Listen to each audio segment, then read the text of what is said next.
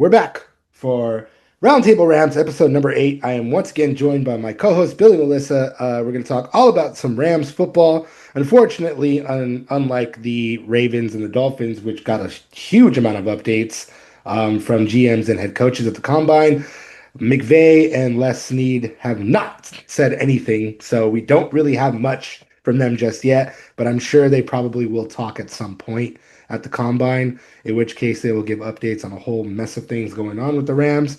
But one of the biggest That's what stories, happens when things are smooth sailing. yeah, yeah. I mean, You don't need to do a lot of talking. they're as smooth as they can possibly be for the Rams currently. I mean, there's no kind of huge issues going on. The core of the Mm-mm. team is most likely going to stay the same. Obviously, the biggest offseason change thus far has been Mike LaFleur leaving the team to now be Yep. the head coach of the Arizona Cardinals, which McVay obviously was very happy about, and then even more so happy because he says he gets to take him on twice a year.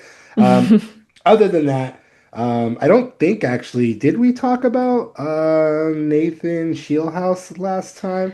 I I think don't we think did. I Oh, don't know if we did or not, actually. So, I mean, there's the big topic of conversation for the Rams right now is the coaching staff. The yeah. coaching staff has been finalized finally, and we got some big updates. Obviously, um, to the surprise of literally nobody, Nathan Shieldhouse has been promoted to offensive coordinator. This is something that we talked about, that everyone expected to happen. And yeah, I think it's the right person. And that's, yeah. Makes sense to keep someone in the building, just have them step up and keep things running smoothly.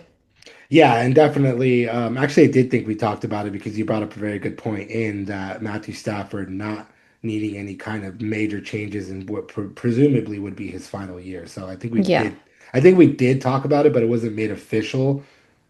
I think that's what happened. It's Anyway, probably one of those like in the building conversations that hadn't come out yet. right, moving right along. Actually, so one of the biggest surprises was that Kliff Kingsbury got hired to join Sean McVay, join the Rams coaching He staff, said, but "Peace out, Washington."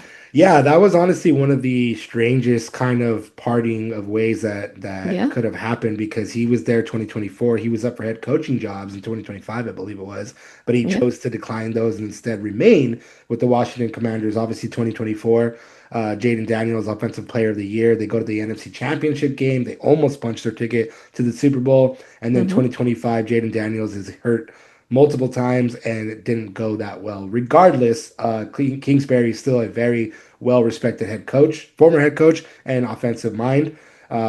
But everybody was kind of confused about what role he was gonna play on the Rams coaching staff because there was still the assumption that Shieldhouse was going to take that offensive coordinator position.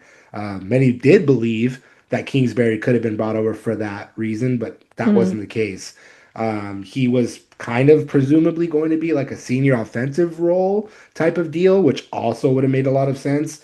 Um, from everybody knows that Kingsbury and McVay have a really good relationship with one another, and they've never been able to work with one another, but now they are. So once the finalized coaching staff was released, Kingsbury's role was also revealed, which he's going to be the assistant head coach. Yeah, it's just very interesting series of events, I feel. I mean, that's such a, I guess it's an upgrade in position, but you're not really necessarily calling the shots. Maybe he's just feeling it out until he gets his round on the head coaching circle again. But Washington seemed to be going great, under his supervision. So I was quite shocked and curious as to see why he decided to part ways. Yeah, I think you make a good point there, and that's kind of what I feel too. I think this is just a kind of interim role for Mm, him to get back into the swing of things of being a head coach because he was the head coach of the Arizona Cardinals. yeah. I can't remember what seasons. I want to say it was 2019 to 22. Thank you. 2019 to 22, it didn't go that great for him. But the Arizona Cardinals were kind of, he was also the Texas Tech head coach for multiple seasons as well. But 28-37 and one record. He did take them to the playoffs in 2021. They were second in the NFC West, but they lost to the Rams in a wild card game. Obviously, we know what happened that season. The Rams won the Super Bowl. But anyway, that was his best season, and they fired him shortly after that in 2022, after that season. Yeah. He would then go, I believe he went to USC. USC. Yeah, he went to USC. Then he went to the Commanders. So, Yeah. he's, again, a very well-respected coach, regardless of, there's a lot of former head coaches that go and work their way back. Look at Robert Saleh. He did not do that well with the Jets, but the Jets, as we know, are not a great organization structurally. Like, they just can't seem to get out of that. They can't seem to get out of the dredges of the AFC ever. But that's a Some teams are just that way. right. But anyway, the point being that Robert Saleh worked his way back into being a head coach. He's Yeah. now the head coach of the Titans, and I think that's something Kingsbury's 100% going to do. He was up for coaching jobs in 2025, didn't take any, I think. I think he kind of pulled himself out of it. Maybe he feels he needed to be more well-rounded in the coaching aspect of things, and I think that's very smart if that's what he's Yeah. doing, to take a step back and go, you know what, I'm just going to keep going and learning. And if there's anybody to I learn was gonna from, say, it's what a Sean head McVay. coach. Yeah. What a guy to be stood behind and learning the ropes. And, someone who is very potentially going to the Super Bowl next year. That's a nice accolade to have leading into a head coaching job opportunity again. I think it's a smart career move for him. Maybe he doesn't see that potential happening as quickly in Washington and doesn't feel like sticking around to kind of be the one to build that up and just let them start a new chapter as well. So I'm sure he's going to do great. I'm sure the Rams are thrilled to have him. I'm sure Rams fans are really thrilled to have him. That's a lot of talent that they just keep on stacking because they got Brian Johnson as well Yeah. Yeah, he came joining up from the as Commanders, which obviously that's probably what Kingsbury was like, hey, if you want me, you got to bring like, him come on over. over. Yeah. So he's there as senior offensive assistant. So, Mhm. that's a whole lot of great minds behind them heading into a really potentially critical year where Matthew Stafford may be his last year, may not be his last year, but Yep. a lot to look forward to for them. Yeah, and then obviously Bubba Ventrone was brought over as special teams coordinator, formerly from the Browns, and he replaces Chase Blackburn, who was fired before the season ended because special teams was a whole big mess for the Rams in Yeah, 2025. Obviously, like you could point to certain instances as being that's what happened. We're not going to do that. It is what it is. But yeah, I think right now you're in that win now. Similar to 2021, they're going to throw everything in the kitchen sink at this roster, at the coaching staff to make sure that in what could be Matthew Stafford's final year, he's got everything he needs to succeed. And obviously, we know how good this Rams team is. There's they were 4 points away, 5 points away from going to the Super Bowl, yeah, and obviously a few miscues there, another special teams flub from Xavier Smith, and a couple plays here and there. Things could have gone much differently, but they didn't. They were one away. Nobody thinks that this team is not going to be the same competitive nature that they have in 2025. They're not going to have in 2026. So. Um, exactly. Interestingly, though, on top of that, on top of all the heavy hitters, they still have Chris Shula, by the way, which is obviously great for them because he didn't get hired yet as a head coach, but I'm sure he will. Next year. But Robert Woods, longtime Rams receiver, longtime NFL receiver, announced his retirement from the NFL. Very great player. He was instrumental in guiding Cooper Kupp, who then guided Puka Nacua. I thought this was really interesting. I didn't realize that this happened, but Robert Woods was also added to the coaching staff. He's now going to Yeah. be a wide receivers coach or an assistant wide receivers coach, excuse me. That's fantastic. I think that's really smart for him, for the Rams organization to have somebody like that, because if, Cooper Kupp sent out a really nice message about him when he retired, and Robert Woods obviously has had an impact on the roster, on that team, on those players, and so this is great.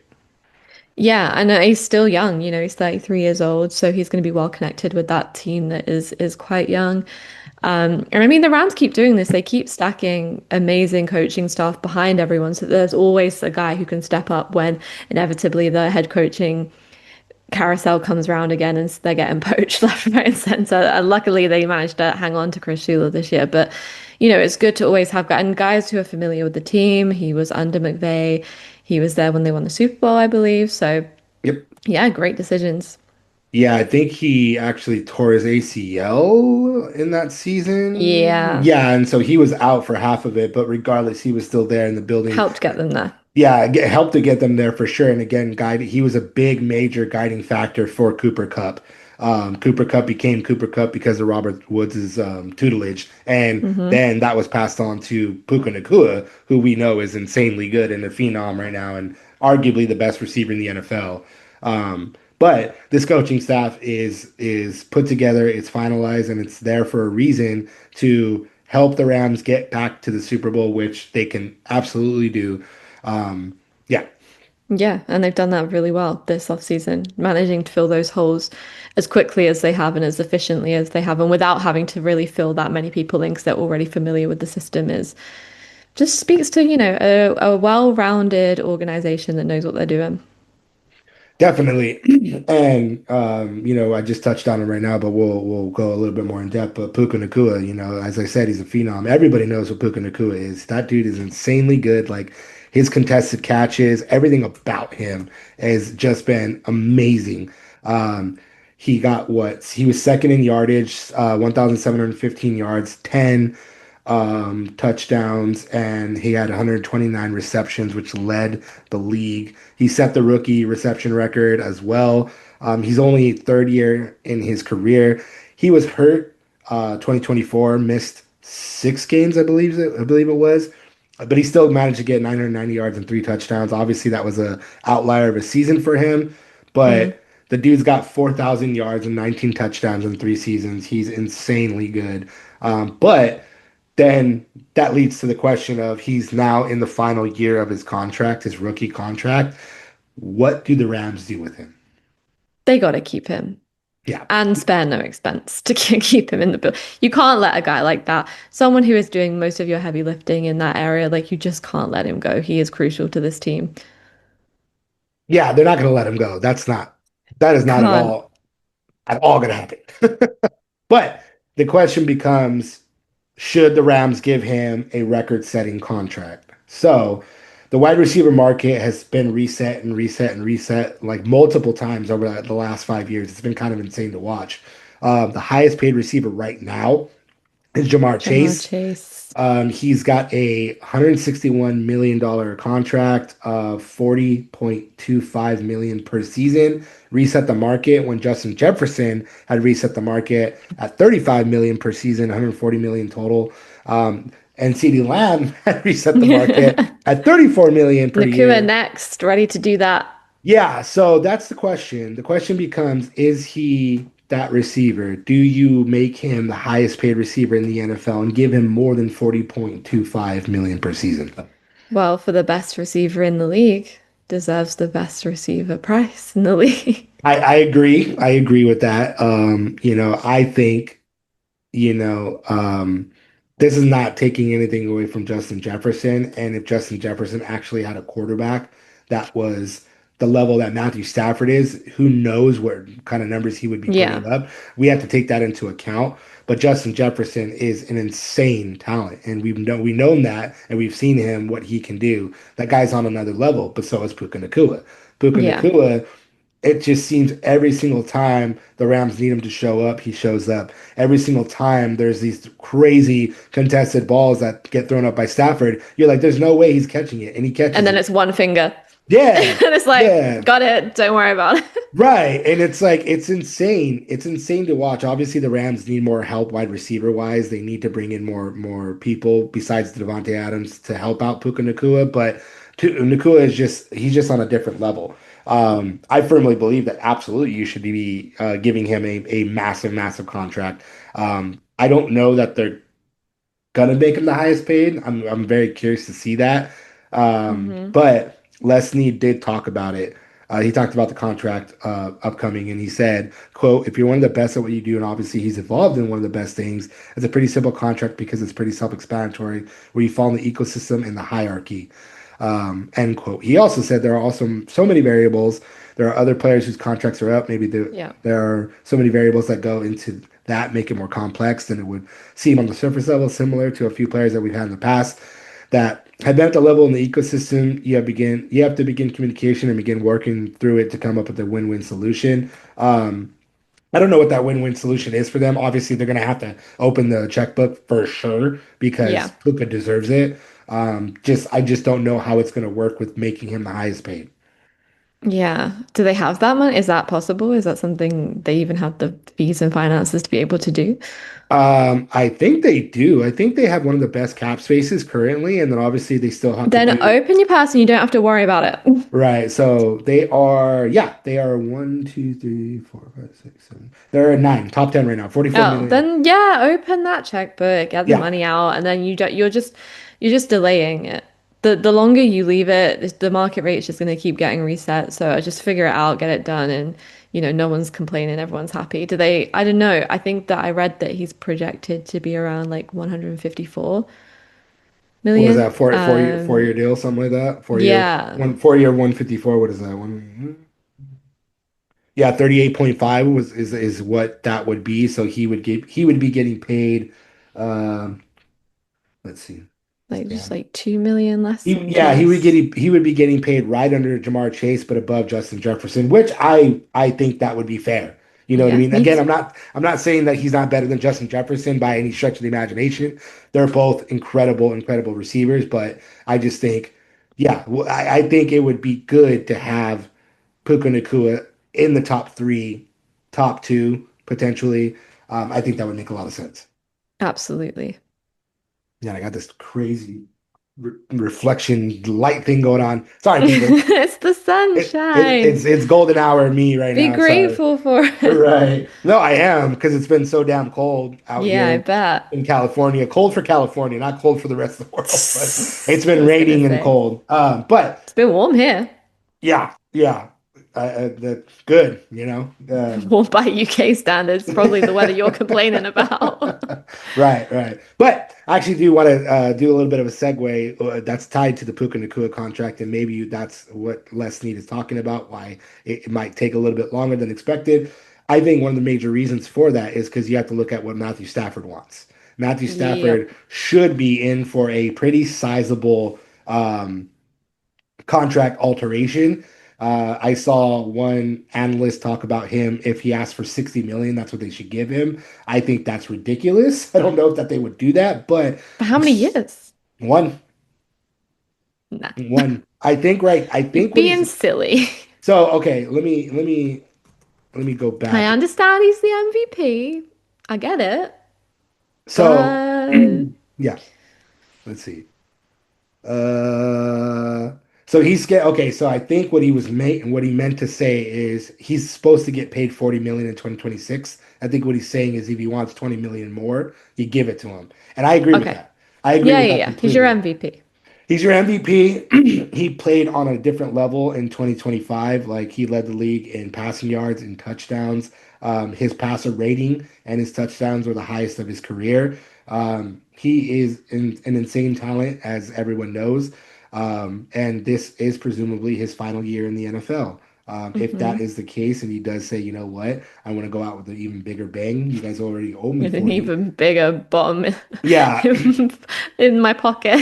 yeah, but I mean, I think it's fair for him to ask for some Yeah. sort of raise in his pay, whether that's 20 million or whatever the case may be. Maybe it's more, maybe they're like, we're going to give you 50 million, then we're going to give you incentives based on how you well that you Yeah. perform in the playoffs and then getting to that Super Bowl. Maybe there's some crazy kind of crazy like 3 to 5 million roster bonus where you or whatever the case is. But I think you definitely have to give him a raise. I think he's going to ask for it. Again, because this is presumably his final year in the NFL. Yeah, and he knows he can, and so why not? But, hopefully he's sensible about it and senses, if it means keeping Puka happy as well, can they kind of figure out a deal based on that? But yeah, I think incentive based makes the most sense. Like, this is the base pay, and then if you get here, then we can, you know, it Yeah. can climb up. Yeah, I mean, as much as I hate talking about him, look at how Tom Brady did it for all of his career. Constantly took less money so that we could have a better Yeah, roster, and that's championship mentality. So obviously, absolutely. you don't want to go and ask for like $100 million or whatever. But as long as Puka gets paid, which he deserves to get paid, and without Puka, there's no Matthew Stafford MVP. We know that because that's how good he is. Yeah. But anyway, And it's all well that's and good getting that money if you can't have those people around you that are going to help you get to where you're trying to go. That's how he wants to go out. And so he needs to think long term about like, well, yeah, it's nice to have this money, but I need these guys in the buildings to get to where I want to go. So, Yeah, and also jumping into it a little bit more of a segue. I know I'm kind of just riffing here, but these are the things that are just popping in my head right now. Like I said, the Rams do need wide receiver help. They have, can't all be Puka. yeah, they have exactly. Even though that's the crazy part, it's like it's only Puka, and then you're like, oh, is that defense or is that offense going to be one dimensional? But then it's not. I mean, you got No. Kyron Williams and Blake Corum, but I don't know that they can risk staying with the younger guys, the Xavier Smith and Kanata Mumfield. They were okay, Hmm. but I think you need to. I think the Rams need to consider bringing somebody else in, obviously another veteran, because I don't know that they want to keep Tutu Atwell around. They paid 10 million Hmm. for him in 2025 or whatever it was, and then he was benched for the majority of the end of the season and the playoffs. So you're paying up the nose for a guy that hasn't been productive, which was the very weird thing for them to do to pay him 10 million instead of going Maybe out. they saw the potential and it didn't work out. Sometimes you take those risks and they don't. Who are we looking at? Who's on the market? I mean, you can go get a D Hop, you can go get a Hollywood. No, he's coming home. Yeah, I'm just saying, you can go get a D Hop, you can go get a Hollywood Yeah. Brown, you can go. Let me see.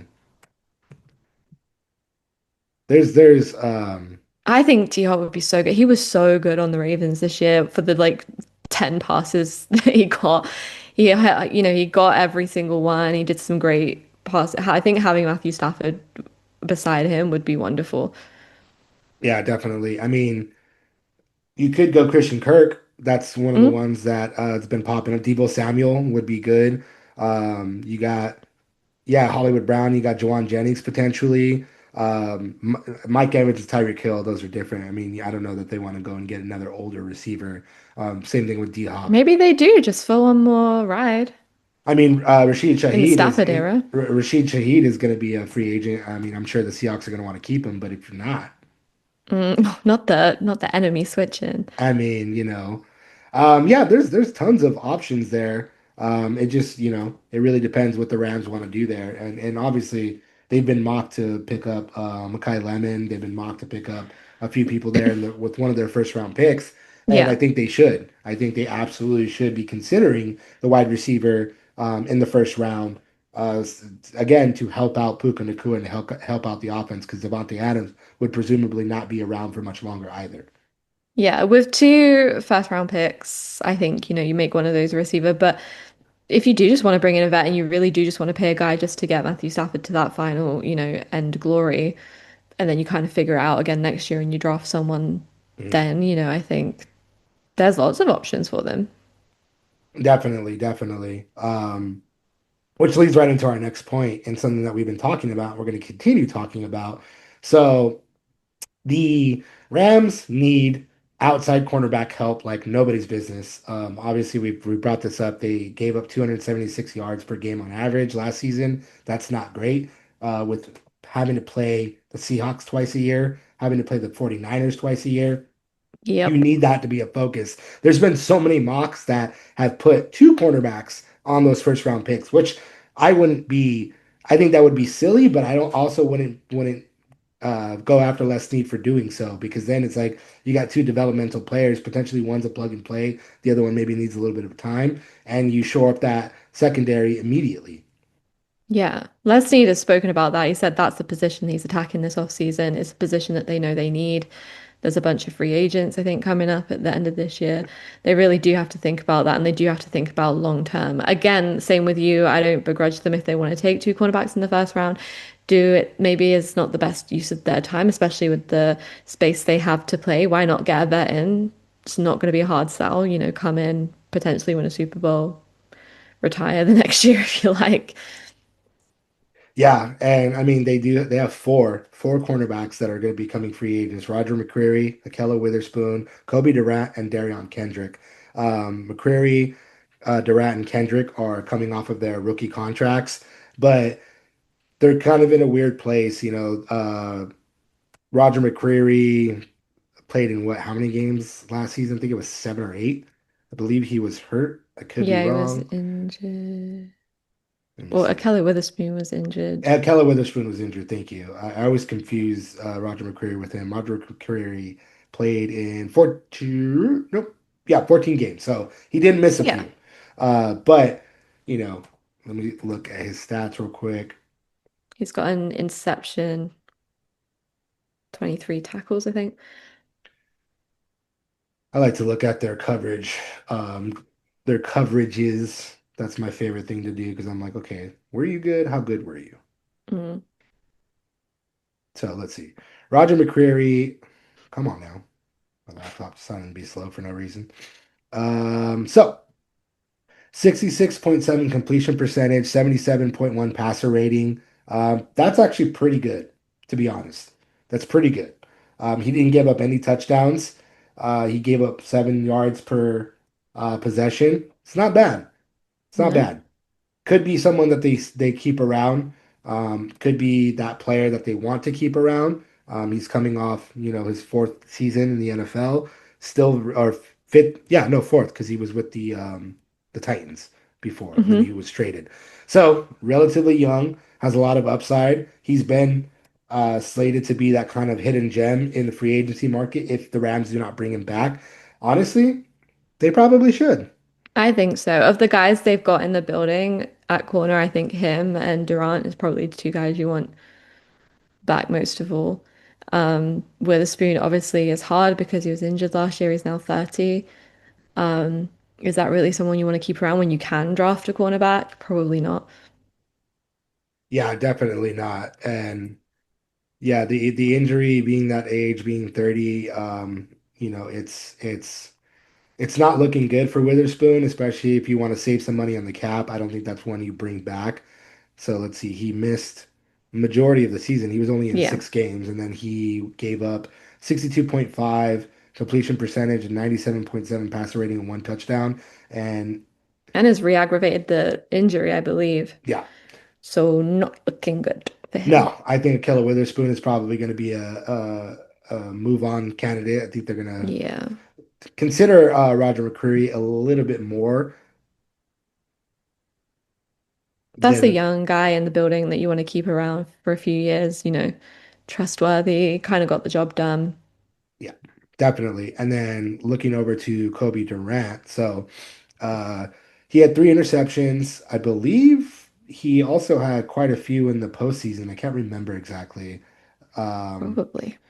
but yeah, 3 interceptions, a touchdown, big six touchdown. 55.4 completion percentage and 79.2 passer rating. He did give up 4 touchdowns though, so that's not great. But Mm, his coverage other than that is pretty good. And it could have been he could have given those touchdowns up on maybe a blown coverage situation. I yeah. haven't really watched all of those touchdowns, so I don't really know exactly, but I think he's also potentially that young guy that you want to keep around as well. Yeah. For me, that sounds about right. I mean, those interceptions are really important. Those are things that just flip the game's momentum, and especially like we said, when you're playing those teams 2 times a year.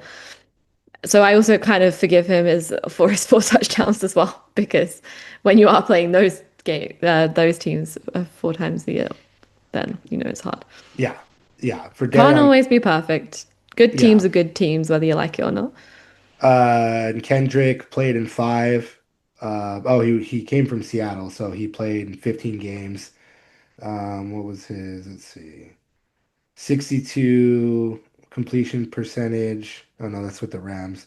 It's confusing because he went from the Yeah, Rams and to same. Seattle back. So I'm trying to find his 2025. So 53.8 completion percentage and 19.9 passer rating does not sound accurate. These stats are confusing. 79.2 in those 5 games with the Rams. And Yeah, it's his are a little skewed because of the trade and the fact that he wasn't really utilized that much by the Rams. So I don't necessarily know that they're going to want to keep him. Yeah, But I think you make a strong case for definitely Darion Kendrick. I mean, excuse me, Kobe Durant and also Roger McCreary. McCreary, yeah. The problem is like the Rams have kind of leaned heavily on those kind of cheaper options at cornerback. And again, if you're in a win now mode, you got to get these things moving for Matthew Stafford and the whole team to win a Super Bowl right now. I think they definitely have to go and get a cornerback veteran in free agency. Yeah, that and then draft a guy and then you're solid. Exactly. Maybe you keep Roger McCreary, you keep Kobe Durant. Definitely. You keep Kobe Durant, you keep Roger McCreary, and then you draft one, maybe Yeah. potentially in the first round, maybe two, I don't know. Get Um, yourself a vet. get yourself a vet, and then you're good to go. And then that rookie player, maybe they are someone that can start, but maybe they lose out by the veteran, whatever veteran they bring in, and then they have Yeah, to they just just learn underneath them, get exactly. stronger, learn the system. Yep, that works for me. Seems easy enough. Yeah, I think it's hard to talk about the Rams because they are pretty solid. It was that secondary that just stood out, but only because of what they were up against. You know, they had a competitive schedule. They are going up against tough teams every year. Sometimes those things are just going to slip, but if you can solidify that, and that is probably going to be the thing, well, Les Snead said that's going to be the thing they're looking at, that's the thing they're attacking.